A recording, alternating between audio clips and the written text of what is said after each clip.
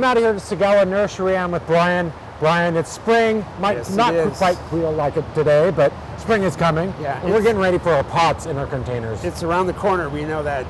But yeah, it seems to be one of the most asked questions about, how to put together a planter and things like that. And I still go back to the 3 basic rules, trying to find something as an accent piece, Right. not necessarily your thrillers and the fillers to fill in the space and spillers to go off the sides, but basically it's all, creating some kind of interest. It actually can do many things, and things to consider is the sun location, how much sun are we going to get, shade.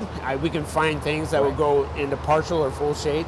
Pretty basic though. Foliage colors, flower colors, textures, Right. and after that, I think it's pretty easy to put together one. Right. You grabbed a bunch of nice samples here. Yeah. You started out. So Yep. this must be your kind of That's- focal point here. Yeah, So this is you got kind of- that's Egyptian papyrus. I believe it's King Tut, and that is exactly what it's going to be. Is some kind of foliage texture, contrast with everything else, and you got it.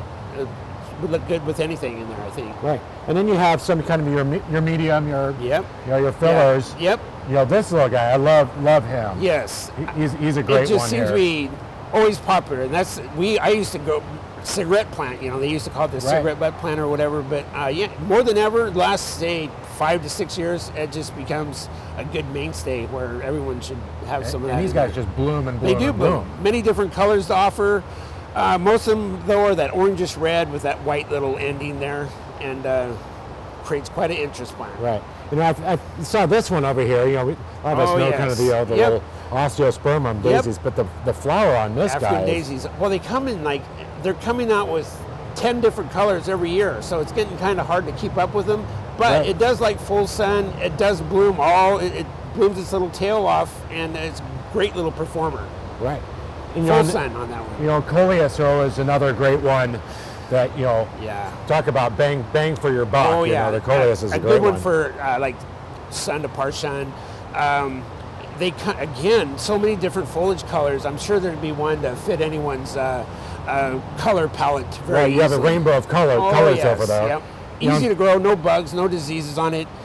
Watering is, anything with that watery stem on that, we always like to say keep it on the drier side. Right. But outside of that, it should be a very great little companion plant for everything else. Right. And another one that I'm just amazed with every year are the petunias. Oh, and, man, And yeah. the colors, that you're coming up with on these things. is I can't keep unbelievable. up with it. I mean, there's so many different kinds, and then different classifications.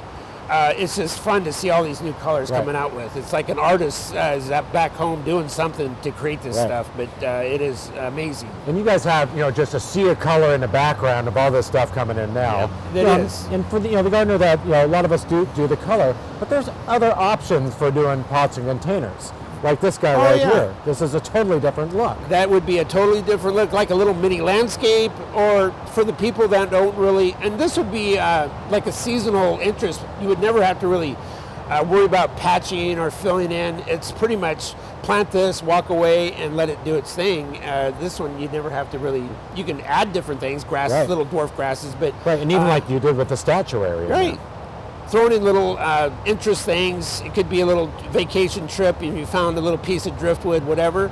But it's like a little mini landscape in some kind of a pot. Yeah. So if you're looking for inspiration on what to do in your patio, whether it be a container full of bright colored flowers or a container full of just a landscape on its own, make sure you come out to Tsugawa Nursery, talk to Brian, talk to his staff, and get something inspired for you.